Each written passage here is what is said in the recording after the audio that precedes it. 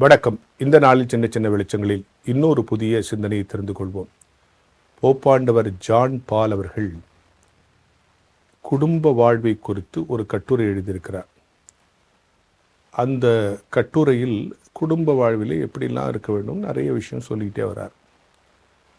ஒரு இடத்துல குடும்ப வாழ்க்கை, அதாவது கணவனும் மனைவியும் எப்படி இருக்கணும்னா, பிதா குமாரன் பரிசுத்த ஆவி போல இருக்கணும், அந்த மூவொருமை தன்மையோடு இருக்கணும்னு எழுதியிருக்கார்.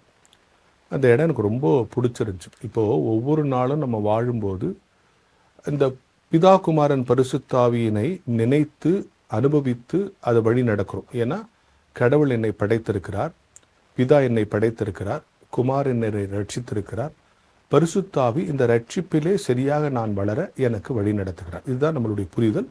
இதை ஒவ்வொரு தனி மனிதனும் பிதா குமாரன் பரிசுத்தாவின் இந்த செயல்களை நினைத்து அதற்கு கீழ்ப்படைந்து அதை உணர்ந்து வாழ வேண்டிய கடமை உண்டு.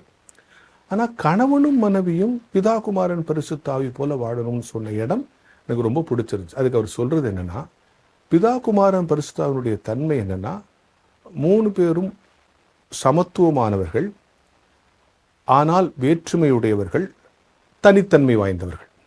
அதான பிதா குமாரன் பரிசுத்தாவின் தனித்தன்மை வாய்ந்தவர்கள், ஆனால் 3 பேரும் ஒன்று, சமத்துவமானவர்கள். ஆனால் அதே நேரத்தில் 3 பேருடைய வேலையும் வேற்றுமை, அதாவது ஒரு இண்டிவிஜுவாலிட்டி இருக்குது, ஒரு டிஃப்ரெண்ட் இருக்குது, ஆனால் ஈக்குவாலிட்டி இருக்குது. 3 பேருடைய வேலைகளும் வெவ்வேறு தான். அந்த வேலைகள் சமத்துவமாக இருக்குது, ஆனால் வேலையிலையும் டிஃப்ரெண்ட் இருக்குது. ஆனால் ஒவ்வொருத்தட்டையும் ஒரு தனித்தன்மை இருக்குது. இதுதான் பிதா குமாரன் பரிசுத்தாவி. அதே போல் குடும்பத்திலையும் கணவன் மனைவி கிட்ட 2 பேர்ட்டும் ஒரு தனித்தனி இண்டிவிஜுவாலிட்டி இருக்கும். இவங்க ஒரு யூனிக் பர்சனாலிட்டியாக இருப்பாங்க, இவங்க யூனிக் பர்சனாலிட்டியாக இருப்பாங்க. ஆனால் அதே நேரத்தில் 2 பேரும் சமமாக வாழணும். அவங்க செய்கிற வேலையில் ஒருவேளை டிஃப்ரென்ஸ் இருக்கலாம். அவங்க ஒரு விஷயத்தை கணவன் அணுகிற விஷயமாக இருக்கலாம், மனைவி அணுகுவது வேறு மாதிரி இருக்கலாம். ஆக அதில் அந்த அணுகுமுறையில் வேற்றுமை இருக்கும். அணுகுமுறையில் வேற்றுமை இருக்கலாம், அவங்க அடையாளங்கள், அவங்களோட தனித்த அடையாளங்களில் வேற்றுமை இருக்கலாம், ஆனால் சமமானவர்கள்.